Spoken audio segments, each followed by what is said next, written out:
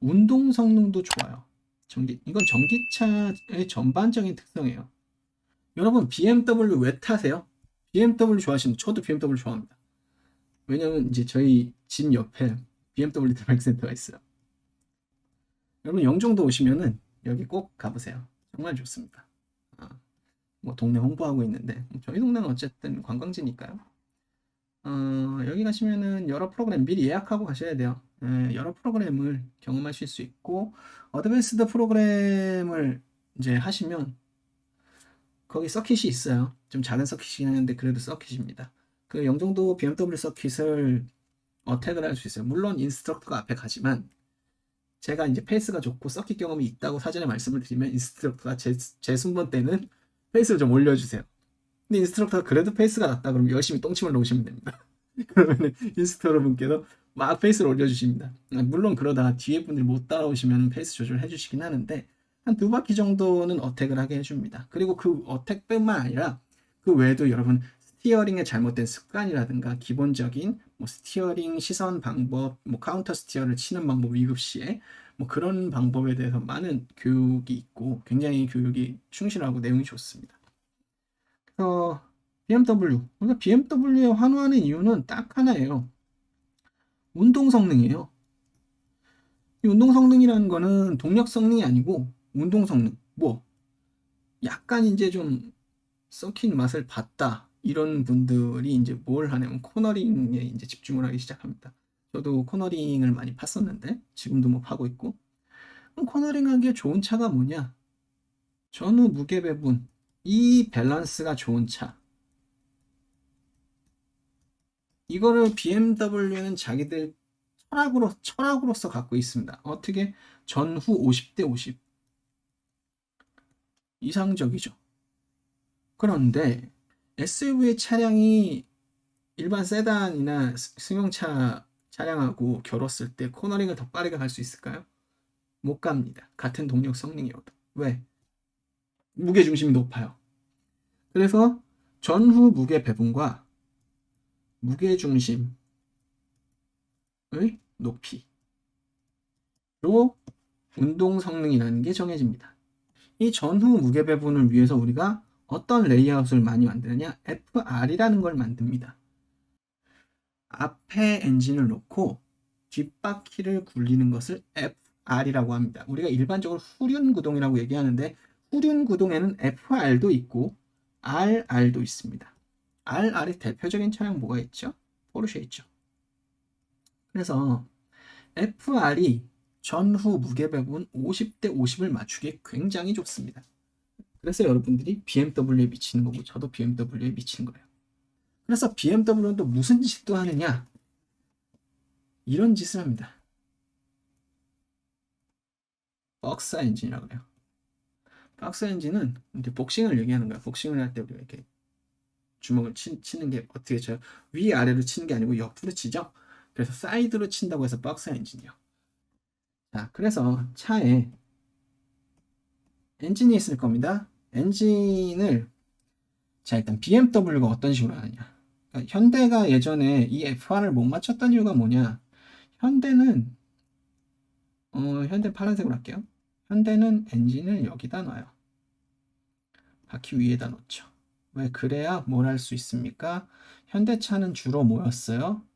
FF입니다. 현대. FF는 뭡니까?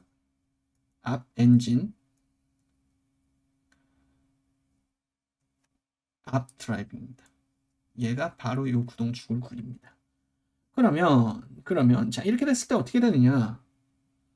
무게가 다 앞으로 쏠려 있어요. 그죠? 그럼 얘의 전후 밸런스는 어떻게 되느냐?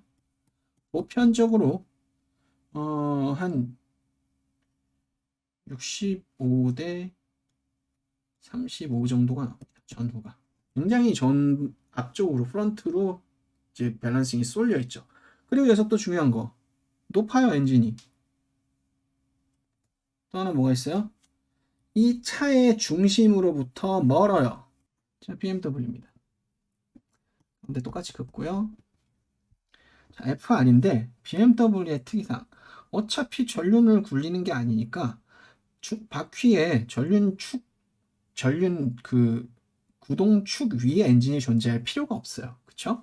어떻게 합니까? BMW는 그래서 BMW가 공간을 못 뽑아요. 현대에 비해서. 왜? 엔진을 뒤로 빼야 돼. 이렇게 뒤로 빼요. 이 중심축보다 더 뒤로 갑니다. 최대한. 그래서 BMW는 에어컨도 좀 안 좋아요. 여름에도 좀 덥습니다. 엔진열이 그대로 들어오거든요.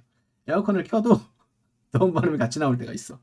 자, 기어박스가 존재해요. 왜냐면 이게 지금 세로 엔진인데 세로 엔진이 이제 샤프트 레벨 가서 여기서 다시 가로 구동으로 바뀌어야 되니까 그 방향을 바꿔줘요. 그래서 여기서 또 이제 동력 산실이 일어나죠. 어쨌든 그건 뭐 다른 얘기고, 정확하게 이렇게 해도 50대 50을 맞추긴 약간 어려운데 BMW는 본인들의 노하우를 통해서 이걸 50대 50을 맞춰버려요. 본인들의 노하우는 뭐냐? BMW는 요 A필러부터 범퍼까지 요 노즈라 그러죠? 노즈가 약간 깁니다. 다른 차들보다. 그래서 전체적으로 엔진도 뒤로 가 있음에도 불구하고 더 좀 뒤로 가 있어요. 차의 자체가 A필러 위치 자체가 좀 뒤에 있어요. 그리고 기어박스가 여기 있죠. 그러다 보니까 중심축에서부터 프론트가 더 많이 길어지죠. 기어박스보다는 엔진이 무겁거든요. 근데 엔진 자체가 더 중심 쪽으로 오다 보니까 이게 50대 50이 되는 거예요. 보통 이렇게 만들면 일반 차들은 한 55대 45쯤 나옵니다. 이런 게 수평대항 엔진입니다. 이게 이제 실제 BMW의 박스 엔진이네요. 자, 이렇게 생겼죠? 이런 식으로 생겼어요. 그러니까 위로 쳐요. 위로 피스톤이. 그러다 보니까 이제 네모 형태로 생겼어요. 근데 박스 엔진은 이렇게 옆으로 생겼기 때문에 이게 높이가 낮아져요. 그죠? 높이가 낮아진다는 게 뭐예요? 무게가 밑으로 쏠린다는 거예요. 그렇기 때문에 무게중심 자체가 밑으로 내려갑니다. 자, 박스 엔진이 이렇게 돼봐요. 이렇게 위치가 돼봐요.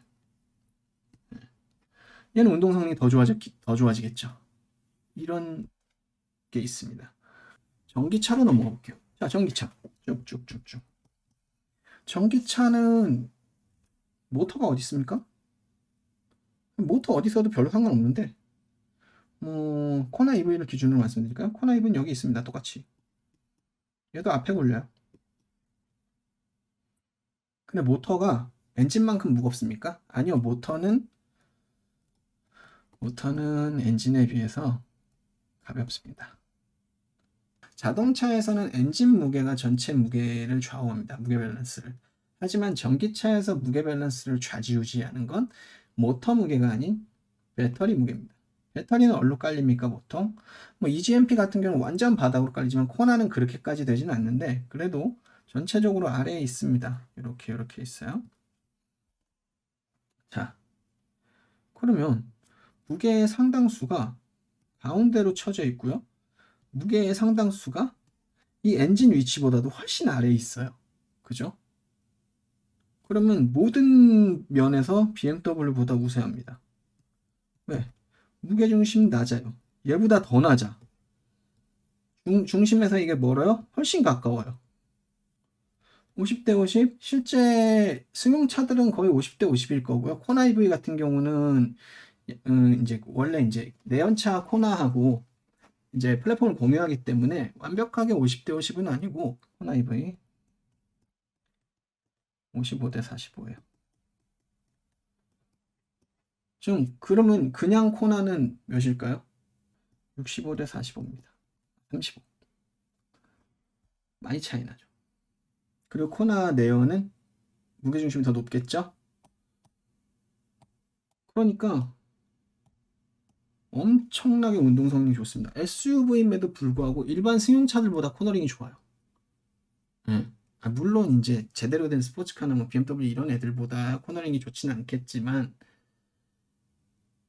자기 클래스에서 봤을 때 그 코너링 성능이나 그 운동성이 굉장히 좋습니다.